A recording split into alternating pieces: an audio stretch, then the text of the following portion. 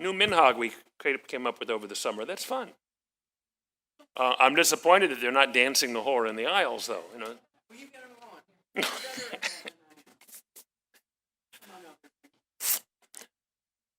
I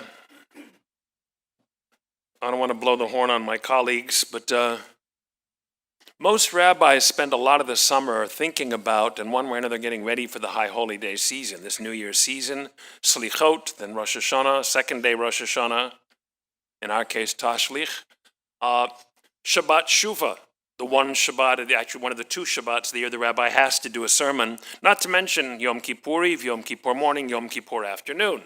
And it's not to be surprised, that, like to think rabbis aren't surprised, that there's a Shabbat after Yom Kippur, and then you have to be ready for Sukkot. So most rabbis give it a lot of thought.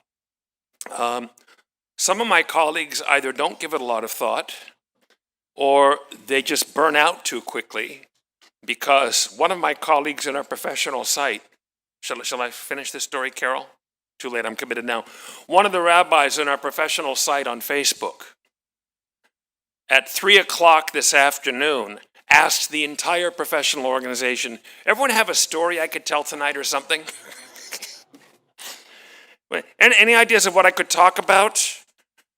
So I hope it wasn't snippy of me. I mean, I've been doing this for 50 years, so maybe it's second nature, but I suggested, why don't you talk to people about how meaningful you found yesterday's fast, and let that be an opening for a dialogue to ask them to respond in kind.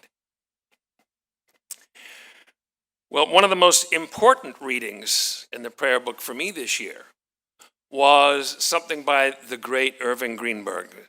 I think he's still with us. He was only born in 1933. That's young enough to still be around. Yitz Greenberg was one of the premier leaders of the American Jewish community through the last third of the 20th century. An Orthodox, modern Orthodox rabbi, founder of progressive think tanks that bring all kinds of Jews to the table. And he had a wonderful reading about the piece that scratches like claws on a chalkboard for some of us. Hashamnu, Bagadnu, Gazalim. Everyone loves to sing along, ya la la la, and echo with the cantor. Of course, she sings it, we echo, right? And then we all do the la la part. Everyone loves that song until they stop and look at it and say, I didn't do any of this stuff. For the sin that somebody else committed against you, but not me, that one. And Yitz Greenberg had a marvelous declaration, and I challenge all of you to go borrow a copy of the silver Yom Kippur Machzor and go rummage around in the morning service looking for it.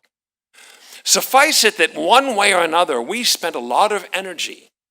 The publishers of the book invested a lot of ink, and we devoted a lot of thought on Yom Kippur to the problem of our impulses, what we do as a result. I want to talk about that. Quirky bit of Hebrew grammar, and our Saturday morning Torah students may remember my touching on this a couple of times. Maybe because our people are so fabulously ancient that our writing material was hard to come by. You didn't go to Office Depot and get a ream of paper. You had to polish a stone or a piece of wood or peel an animal and prep the hide to write on it. So to make the most of your writing space when you're writing on potsherd ostraca or little stones, just like writing on a vanity license plate, the first thing that goes is the vowels. And in fact, you even leave out some of the consonants because, the human mind is good at unpacking like a zip file. For which reason, and this is the thing that some of our Torah students may remember, Hebrew never gives you a double letter. Can you imagine writing illiterate with only one L? Immaterial with only one M. Hebrew, classical Hebrew, never doubles a letter with two exceptions. This could be a Final Jeopardy question, so listen for it. About halfway into the book of Genesis, when our matriarchs Rachel and Leah are involved in the great baby derby, when kid number 8 is born, Leah names him Yissachar. And in English it's spelled Issachar with 2 S's. But in the Torah, wait for it, drum roll, it's spelled Yissachar with 2 letters sin side by side. It's mind-blowing. And the only other place in the entire Torah where a double letter is used is in the creation account at the beginning of Genesis, where the text tells us, Vayitzer Adonai Elohim et ha'adam afar min ha'adamah. God created, formed humanity out of the earth. And what matters there is the verb, Vayitzar. Yatzar is to form. We speak of God as Bor'enu Yotzreinu, our creator, the one who formed us. But Yotzer, and our regular daveners know in the morning prayer, Yotzer or Vorei Choshech, forming light, creating darkness. Vayitzer is actually written in the Torah with two yods. Did we mention there's only one place in the entire Torah, the whole Bible, we have a double letter, Issachar? This is the first one. And so, our sages of antiquity, inquiring minds want to know, and rabbis always ask challenging questions because we got brilliant answers waiting in the wings. The rabbis ask, why is Vayitzer, the verb describing God forming us, written with two yods side by side? And their answer is because God formed each of us with two yetzers, two creative impulses, corresponding impulses for good and production and building, and a corresponding impulse for destruction and wanton evil and self-indulgence, for our general passions. This is, unbeknownst to anybody at the Walt Disney Studios, the origin of Donald Duck sitting there with a little Donald Duck angel on one shoulder and a little Donald Duck devil on the other, urgently whispering in his ear what he could do today, what he shouldn't do today. Strikes a familiar note, right? Two yetzers. We'll visualize the compelling question, is it really yetzer hara? Is it an evil impulse or is it an impulse towards evil? Because if it were an evil impulse, God shouldn't have created it. So the rabbis turn it around and say, yeah, it's our own impulse for evil. And our Talmud creates a marvelous fantasy. They say, once upon a time, the greatest rabbis of that generation subdued the evil impulse, the yetzer hara. They subdued it, they bound it in golden chains, and they hauled it away. And they said, now the world will be perfect and peaceful. There will be no conflict, there will be no war, there will be no rape, no mayhem, no theft. And it's true, all those things happened. The world was peaceful and quiet and orderly. And this is the rabbis of old teaching by example rather than precept. They said, but what happened when the sages of old managed to subdue the evil impulse and there was no evil in the world? They also found that none of the guys had an impulse to get up and go to work. They didn't love their wives enough to provide for them, so they just slept in. No one built. Nobody was impelled to create. You want to impress the cute girls, so you show off by running the 3-minute mile. Nobody bothered competing. Nobody bothered building. Nobody bothered working. Chickens didn't lay eggs. And the rabbis realized that what they're calling yetzer hara is simply a different kind of impulse that is necessary in the counterbalance of God's world. So they broke the golden chains and released the yetzer hara to let it and our yetzer tov find their own balance within us. We look at the sexual misconduct of visible, not necessarily famous, not necessarily important, but visible people. Release the list, release the list. Other countries laugh at us because they presuppose that rich and famous people have mistresses on the side, girls on the side, mess around, and they think we're ridiculous and prudish for being obsessed about such silly things. Well, here is what the rabbis of long ago said, because again, the sages of the Talmud have something to say about everybody. 3.5 million words, you'll find just about everything you need in there. They said great people also have powerful yetzers. But here's the thing. Our ethical tradition is the presupposition that great people are great because they manage to keep their powerful yetzers in check. We've had presidents that have had mistresses and girls on the side, and we've also had presidents that are gracious gentlemen and faithful to their wives without an inkling of scandal during their 8 years in the Oval Office. Great people show their greatness by binding their Yetzer, harnessing that impulse for good. In the past, the recent past, a couple of years back, there was a visibly anti-gay legislator who was really out to get those homosexuals that are destroying America, who, while flying across the United States, was arrested in a restroom for soliciting the guy in the next stall. And this week, we had a very visible anti-trans legislator who totally firmly says the only thing keeping America from greatness is those trans people, who was arrested for being rather obsessively involved with kiddie porn.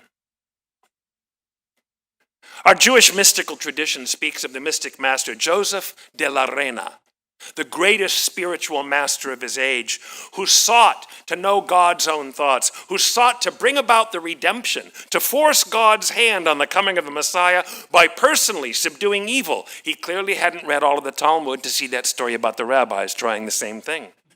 And indeed, the legend goes, by means of his magical arts, Joseph de la Reina succeeded in subduing Ashmodai, Asmodeus, the king of the demons, and binding him up in an iron chain.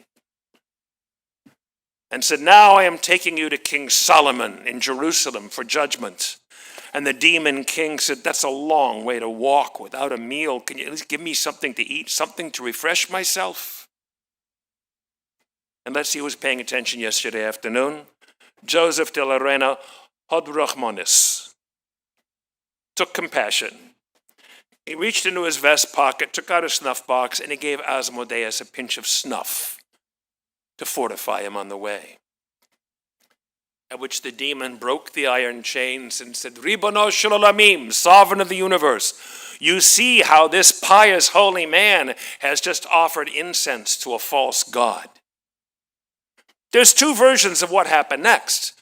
One is that Asmodeus took Joseph de la Reina and cast him down into the fires of Gehenna for judgment. That's not hell, that's purgatory. That one we've got. The other version is that the demon picked Joseph up and threw him halfway across the world, and he landed in Paris, where he used his magical arts to seduce the Queen of France to lie in his bed every night and sleepwalk back to her husband's by dawn, which is why he's known as Joseph de la Reina, which is Spanish for Joseph of the Queen. Decode the story. Does our mystical tradition really think that there is a king of the demons, not a force opposed to God? To the contrary, our mystical tradition teaches, what does Asmodeus do all day? Goes up to heaven and studies Torah with God.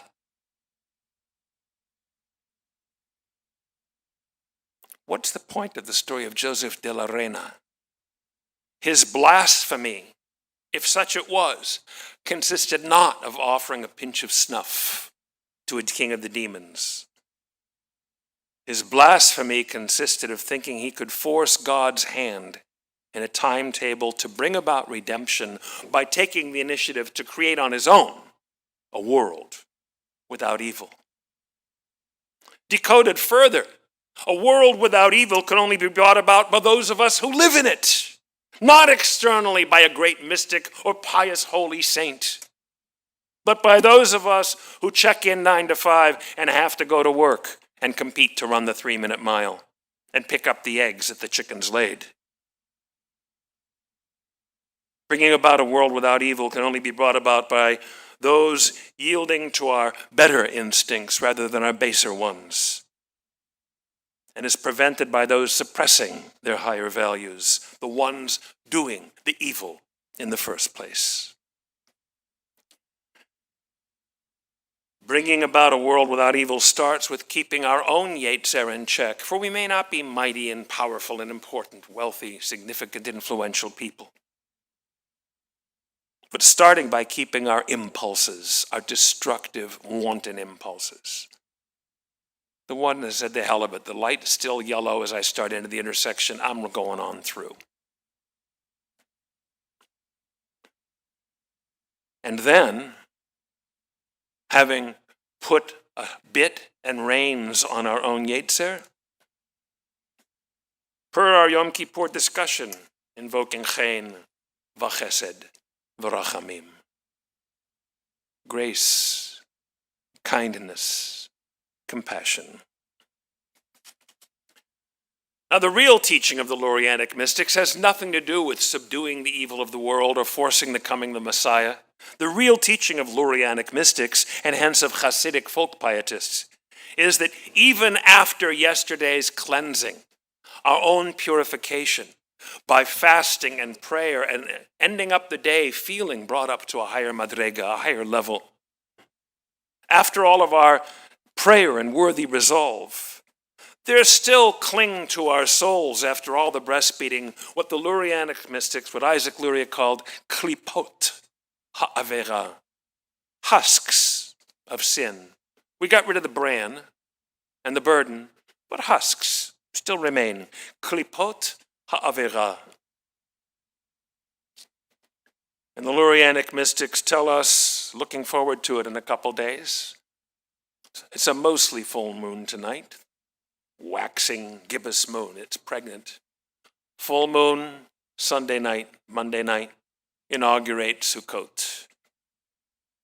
And on Monday, we'll be going to shul, we'll be waving, marching around, proclaiming Hoshanas, the Psalms, and shaking the lulav and the etrog. Of the four species, the willow is the one that grows by the brook, and therefore by the time you get it shipped to you, it's already shriveled up and drying. So the Lurianic mystic said, let's turn that to our advantage. Let's visualize that every single rapidly withering willow leaf on the lulav is one of our klipot ha'avera. And as vigorously as we undertake to shake the lulav to fulfill that mitzvah of celebrating before God with our lulav and etrog, that is how vigorously we're endeavoring to shake off those last klipot ha'avera, those last husks of sin, to demonstrate our worth, to carry forward the Yom Kippur labor of self-improvement and self-redemption by shaking the lulav, shattering our own complacency in good directions, and rejoicing in our sukkah. You notice that because of the timing of things, our sukkah was already up yesterday in terms of the infrastructure, but it needs to be decorated on Sunday. A shameless plug I'm putting in. Marty, you going to be here supervising the volunteers? Okay. Who wants to volunteer to supervise the volunteers? Sukkot will be celebrated next week, starting on the night of the full moon, Monday night. And the energy with which we shake the lulav is indeed the final engine shaking loose, the klipot ha'avera, to demonstrate our worthy aspiration for the new year and our greatest yetzer of the two, our impulse for holiness and peace and love and blessing and goodness. Shabbat Shalom.